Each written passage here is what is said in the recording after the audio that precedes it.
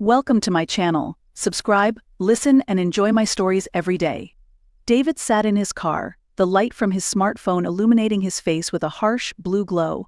He tapped the screen, refreshing the app that displayed his wife's location.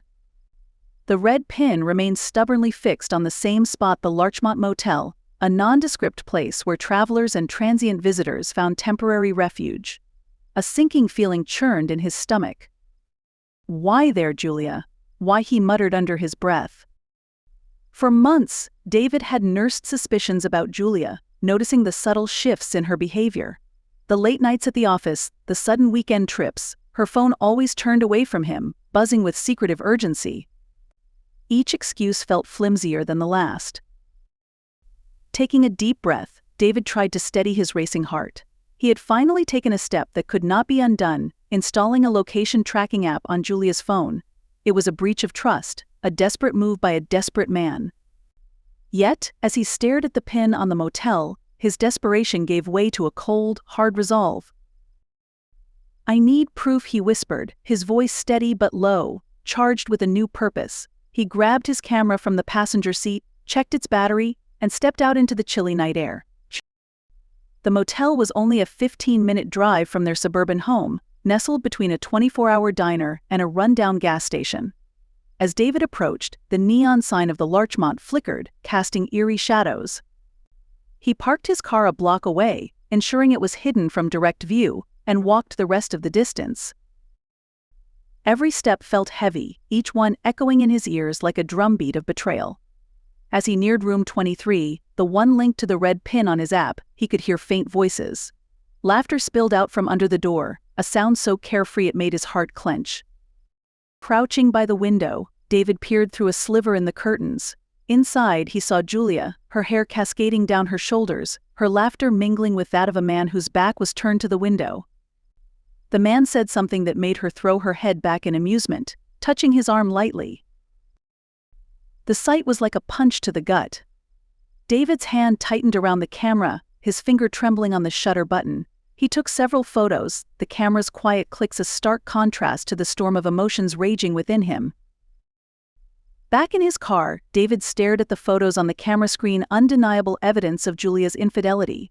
Anger, hurt, and betrayal swirled within him, mingling with a sharper, darker desire for retribution. "That's it," he said to himself, his voice cold and determined. "I need to make her feel just a fraction of this pain." Driving back home, David's mind raced with plans.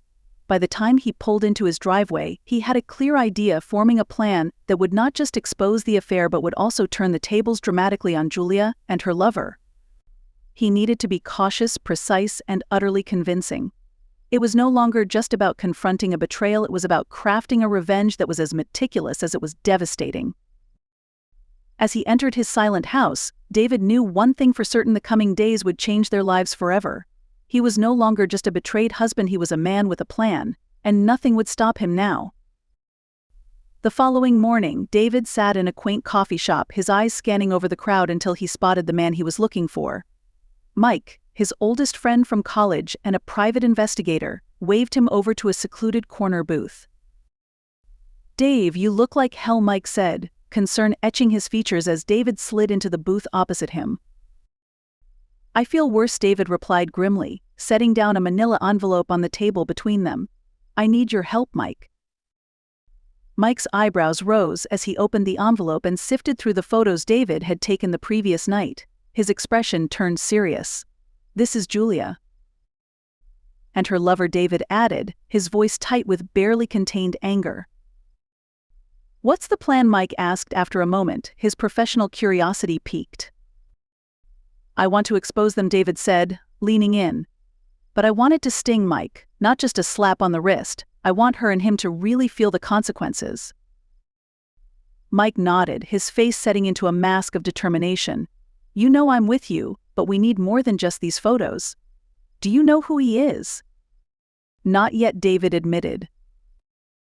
"That's step one, then. We find out everything about him." Mike's voice was firm, his mind already ticking through the possibilities.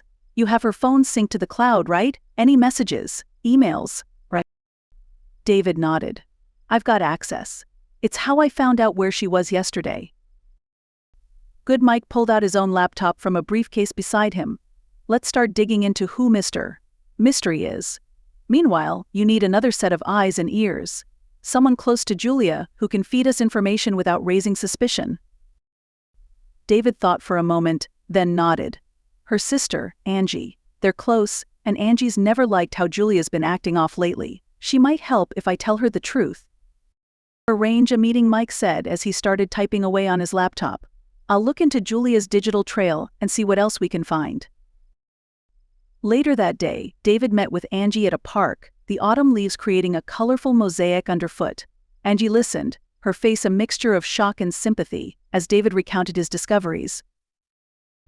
I always feared she was up to something, Angie said, her voice low. But this, David, this is just. Are you sure about this revenge plan? I have to do something, Angie. David replied, his resolve steeling. I can't just let this slide, not only for me but for our integrity. Angie sighed, looking out at the children playing nearby. After a moment, she nodded. Okay, I'll help. What do you need? Keep your eyes open. Anything unusual she does, anyone she meets, I need to know. Angie agreed, and they parted with a plan set in motion. As David walked away, his phone buzzed with a message from Mike. Got something. Meet me. Rushing to their agreed spot, David found Mike with a triumphant look. You won't believe who Mr. Mystery is, Mike said, showing David his laptop screen. David's eyes widened as the implications dawned on him. The man was not just any lover, he was a well-known figure in their city, his reputation intertwined with many influential people. This was bigger than he had thought, and much more dangerous. Mike, this changes everything, David whispered, a mix of fear and excitement coursing through him. Yeah, it does, Mike agreed, and it gives us a lot more leverage. We play this right, David, and we can really make them pay. As they huddled over the laptop, plotting their next moves, the seeds of a deeper, more elaborate scheme took root. David knew there was no turning back now. His path was set, and the stakes were higher than ever.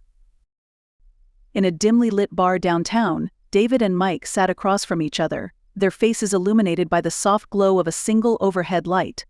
The clink of glasses and the murmur of conversations filled the air, but their focus was on the task at hand. Based on the information you got from Angie, Julia's been meeting him more frequently, Mike said, tapping on his tablet to pull up a detailed calendar. Look, 3 meetings this week alone. Always at public places, trying to look casual. David's jaw clenched as he looked at the entries. She's getting bolder. We need to catch them in the act. Publicly. Mike nodded. I agree.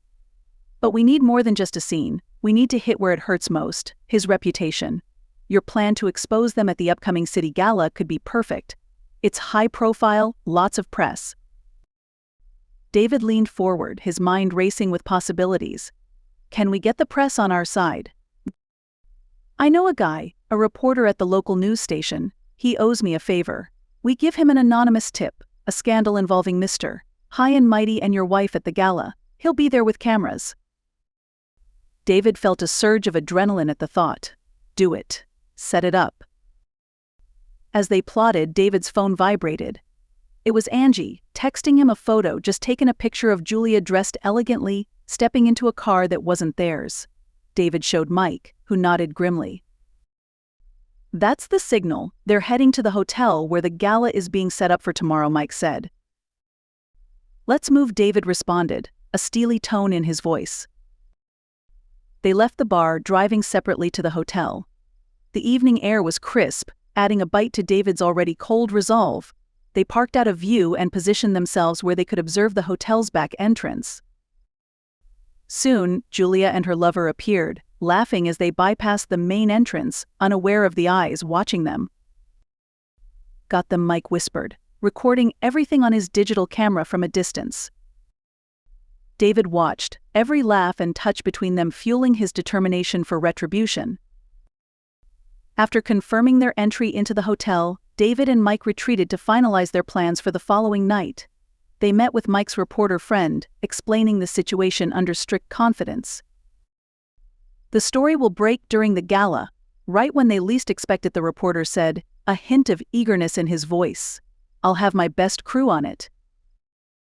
The night before the gala, David lay awake, replaying the plan over in his mind. Every detail had to work perfectly. It wasn't just about exposing Julia anymore, it was about reclaiming his dignity and ensuring everyone knew the true colors of Julia's lover.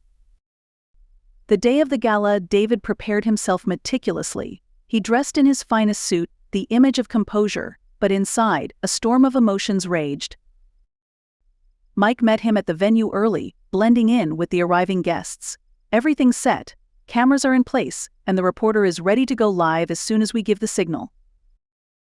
David nodded, taking a deep breath as he watched guests filter into the ballroom, the air thick with anticipation. As the evening progressed, David kept a low profile, his eyes never straying far from Julia and her companion, who were now the life of the party. Finally, as the clock struck 9, David nodded subtly to Mike, who discreetly messaged the reporter. Within minutes, the ballroom doors burst open, and the reporter and his crew stormed in, lights and cameras focused on Julia and her lover. The reporter loudly announced the unfolding scandal, capturing the stunned expressions of everyone in the room, especially Julia and her lover. David stood back, watching the chaos unfold, the sweet, sharp taste of revenge just beginning to settle in. This was just the first move in a much larger game. As the scandal erupted across the ballroom, with guests whispering and cameras flashing, David stood silently at the periphery, his eyes fixed on Julia and her lover. Julia's face was a mask of shock and humiliation. Her companion, the influential Mr. Clarkson, looked equally taken aback, his usually composed demeanor crumbling under public scrutiny. "David, what is this? What are you doing?" Julia managed to say, her voice barely audible over the commotion. Before David could reply, Clarkson stepped forward, his face contorted with anger. "This is outrageous. You have no right." But David cut him off. "I have every right when my wife and a supposed community leader betray not just me but everyone here." The reporter, seizing the moment, thrust the microphone towards them. "Mrs. and Mr. Clarkson, any comments on these allegations?" Julia remained silent, tears starting to form, while Clarkson vehemently denied the claims. But the evidence was overwhelming. Photos, videos, and witness accounts flooded the segment being broadcast live. Amid the turmoil, Angie approached David, her expression mixed with admiration and concern. "David, you did it. Are you okay?" "I don't know," David admitted. His gaze returned to Julia, whose eyes met his, filled with a tumult of emotions. In that moment, David felt a pang of something unexpected: regret. The evening dragged on as legal threats were thrown and reputations shattered. Finally, Julia approached David, her brother-in-law and her sister beside her, offering a quiet space away from the chaos. "David, I can't excuse what I've done. But there's something you need to know," Julia said, her voice steady despite her tear-streaked face. "Clarkson and I were not having an affair. We were planning something, yes, but not what you think." David frowned, confusion replacing some of his anger. What then? It was about his work, the corruption in his charity. "I was gathering evidence. I thought if I could expose him, with our problems, maybe I could do something good." Julia's eyes implored David to understand. David's heart sank. A mix of emotions surged through him: anger, confusion, but above all, a deep, gnawing guilt. So all this, the meetings, the secrecy, David struggled to find the words. "Yes, I should have told you, involved you. But after everything, our distance," I thought. Julia paused, struggling. "I thought you wouldn't believe me. And then, tonight happened." Mike, who had been listening, stepped forward. "David, we checked everything, but we only saw what we expected to see. We never considered."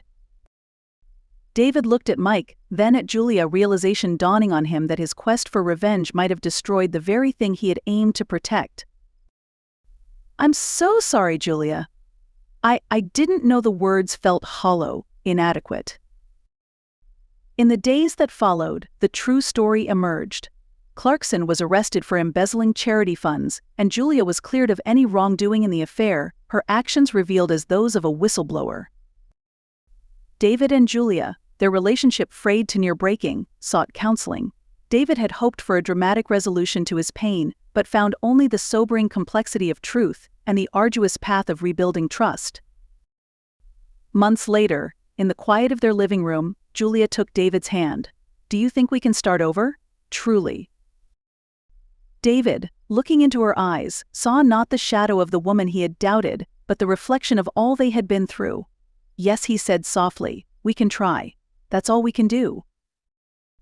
As they sat together, the weight of their experiences lingered, but so did a fragile hope, born not out of revenge but out of the understanding and forgiveness they were slowly, painstakingly building together.